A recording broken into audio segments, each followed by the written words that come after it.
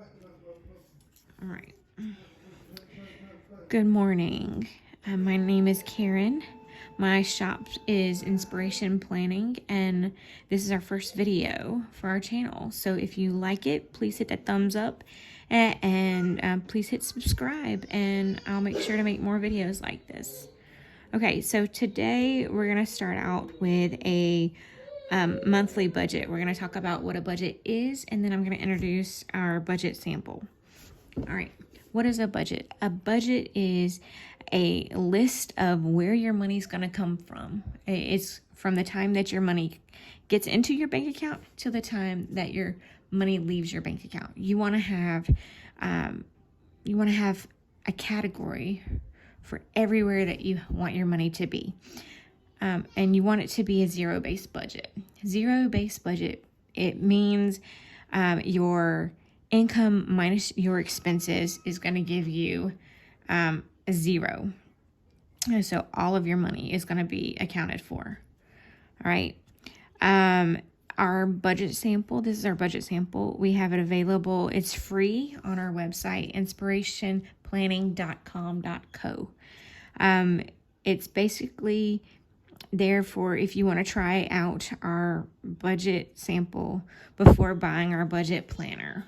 Then you have the option to do so without having to pay for the planner itself. Okay, so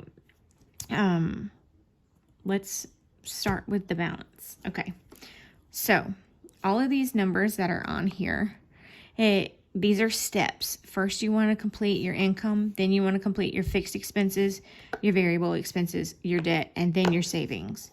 All right, you want to do that pretty much in order because your variable expenses, they're going to change. Your fixed expenses stay the same. Your debt, your minimum payments are going to stay the same, but you may want to add snowball. We'll talk about that later on in the video. And then whatever's remaining, you can put into your savings account. If you have a set amount that you want to put into savings, that's fine too. These are kind of interchangeable.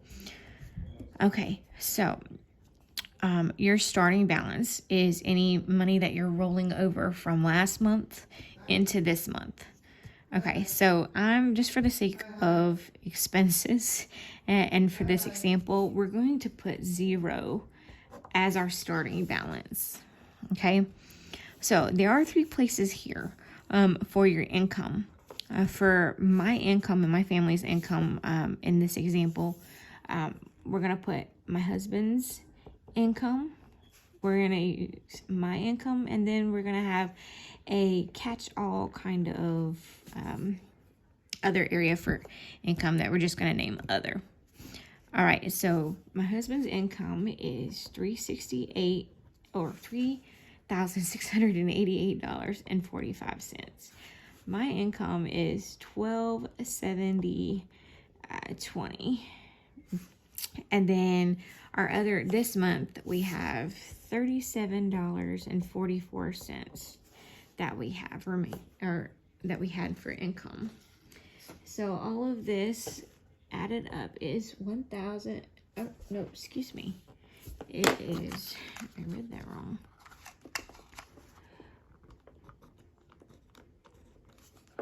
It is $4,996.09. Okay, so you want to make sure that you total up your income balance. You're going to need that for later on. Okay, so our fixed expenses. All right, fixed expenses are things like your mortgage or your utility bills or insurance, things that are not going to change each month. They're going to stay the exact same throughout the month. That's what you're going to put in fixed expenses. So for ours, and for this example, our mortgage, our water, gas, not necessarily gas for your car, but gas, oh, sorry, I didn't mean to hit the camera. Gas and like propane that you use for your house for heating. That's going to go there. And then electricity, and insurance. All right, I know that I'm missing some things, but just for this example, these are the things that we're going to use for this. Okay, so our mortgage was $955.17. Our water we budget normally for $150. We also do that for our gas, propane, and our electricity. And the reason that we do that is because in the summer, our electricity we know is going to be high and our gas is going to be low, and then vice versa in the winter. So as long as I have $300 that's available for both of these, then it kind of balances itself out. So then we want insurance is $346. Okay, so now that we have our expenses and we have them labeled, hopefully you can see that. And next I want to talk about these check boxes here. All right, so the check boxes, you have one for auto, which is your automatic drafts, which in our case, our insurance is automatically drafted out of our account. So it comes out automatically. And then we have a little checkbox here that's for paid. So once you pay off your fixed expenses, you want to check the box off. That lets you know, hey, you don't have to worry about it for the rest of the month. Okay, so we've paid all of these this month. Okay. We kind of lucked out because these things were due on the 1st. So we didn't really have to worry about that too much this month. But okay, so our total for our fixed expenses was $1,751.17. Okay, so now what I want to do is I want to subtract the total amount of fixed expenses from the total amount of income. Why do I want to do that? Because it's going to give me how much money that I can use for variable expenses as well as debt and savings. Okay, because remember, your variable expenses, they're going to change. They can change month to month. It's not something that's set in stone. All right, so your variable expenses can be things like your spending or your gas, your groceries. You can have one like a miscellaneous catch-all fund, which is for anything that's unbudgeted that you forgot about, like a birthday party. Trust me, with kids, you get birthday parties a lot. So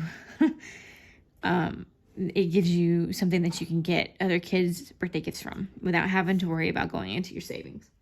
All right, so for this example, we have my spending,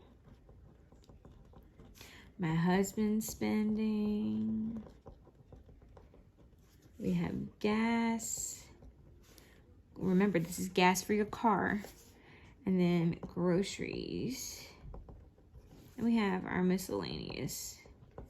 All right, so our balances for those include $100 for me, $360 for my husband. This is because my husband has a subscription that comes out of his account, as well as I kind of bunch up his gas and his spending together into one account so that it's just easy for him. And then we have $125 for my gas, and then for groceries we have $500. Now for groceries, one thing that we like to do for our groceries is a formula that I heard on, I think it's funcheaperfree.com. I think that's what it's called, where she talks about $100 per person per month for groceries. It should be your max, which, and then you divide by how many weeks are in the month, and that gives you your weekly budget. So in our case, we have 5 people in our family, so 5 times $100 each gives you $500 a month. That's for groceries, and then dividing it by 4 gives me $125 a week. And most of the time, I'm really good at keeping it around $110 a week. So that formula, I think, does pretty well. It took me a while to, get it down to that from the beginning. But yes, it works great. Okay, so then we want to have our miscellaneous fund, which is, again, our catch-all fund. All right, so I'm going to put $200 into that fund.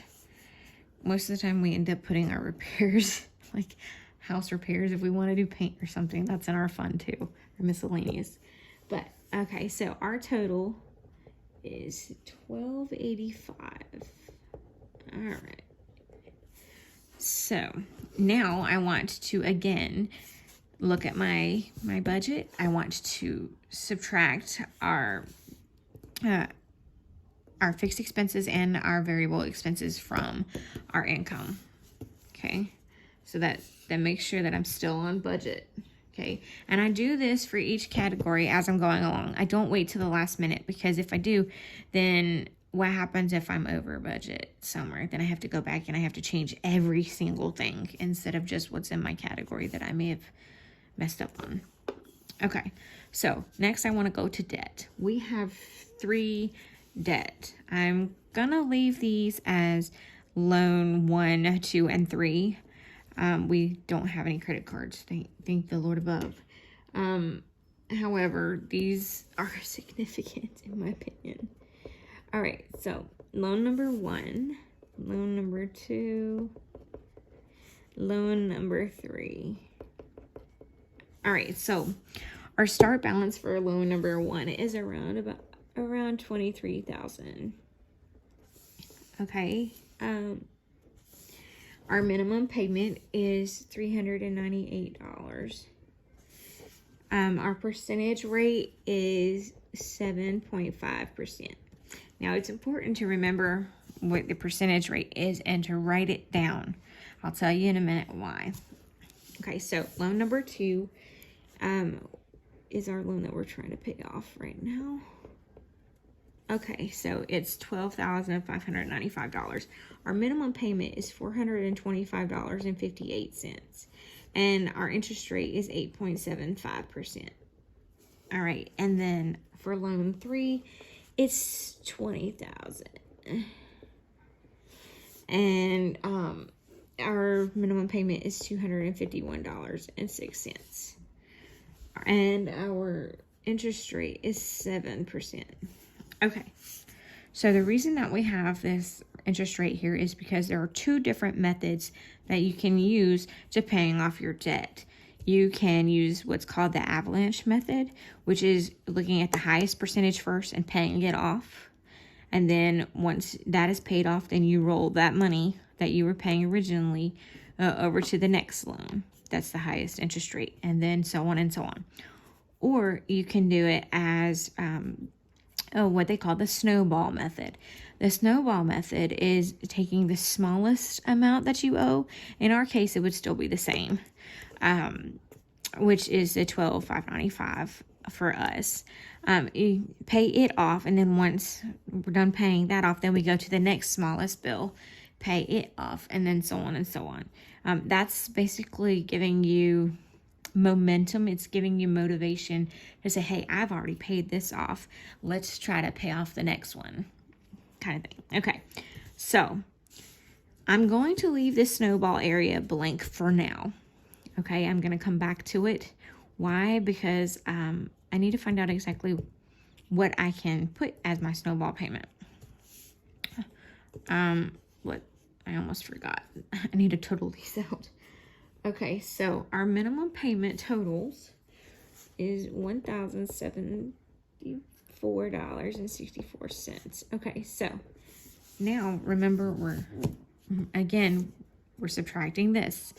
Our fixed expenses, our variable expenses, our debt from our income. And that gives us how much we have left over. Okay, so then for the last thing is we have a savings account for our children, and we normally put the same amount every month in it, and that's $642 a month. So now that we have all of our categories filled, I can subtract this from the others like we did the other categories. And that's going to give me how much I have left over.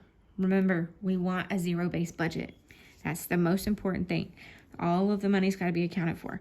So right now I have a balance of $243.28. So I'm going to write the snowball payment where the loan, like what that money's going to go with.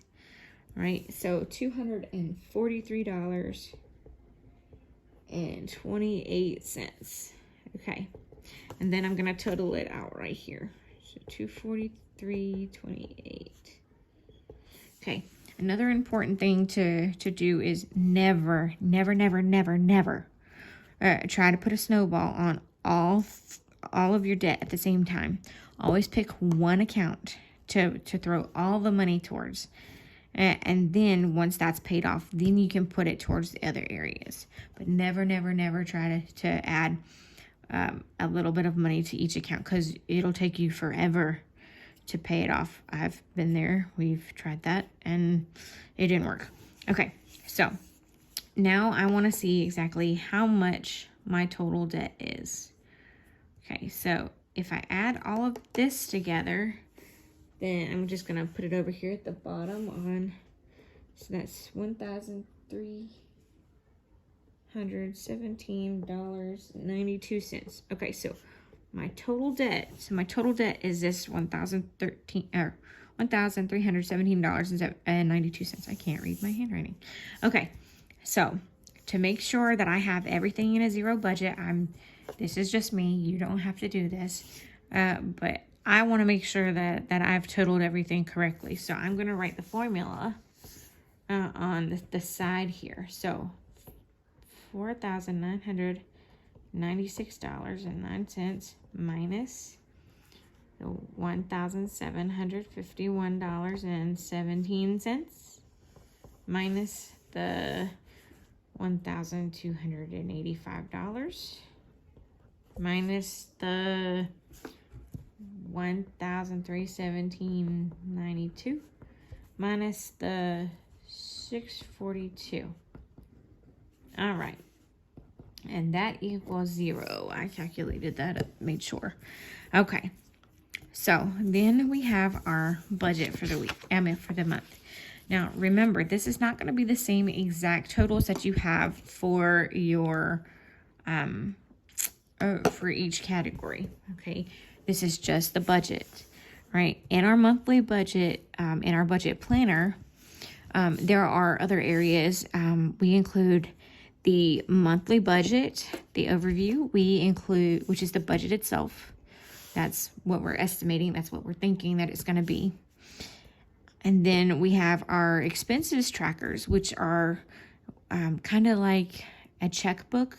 If you remember back in the old days, they used to have checkbook registers, and you include on your expense tracker is pretty much the same thing. You're including everything on that tracker and that you spend throughout the month. And then at the end of the month, we use something called a highlighter method.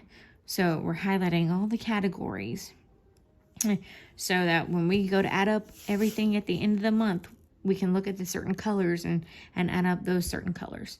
But the budget planner also includes our monthly closeout.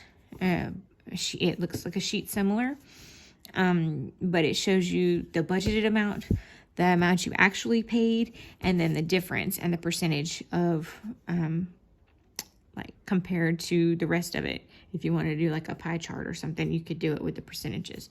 It just shows you where your stuff has gone and how much of your budget you actually used.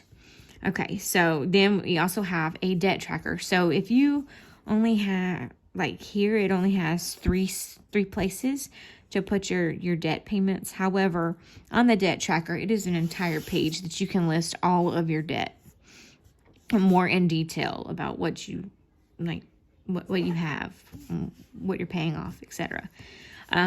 But it comes with 12 months of what I've already told you about, and then at the back of the book, it comes with a sinking funds tracker, a savings tracker, It comes with a bill tracker and it also comes with a place for goals and a place for notes. Anything else that you want to write down with your budget. All right. Well, thank you again for spending time with me. Again, if you liked this video and you'd like to see more, click that thumbs up button and hit the subscribe button. And I will leave a link down below to our website if you are interested in our budget sample or in any of our planners. Thank you again. We'll talk soon.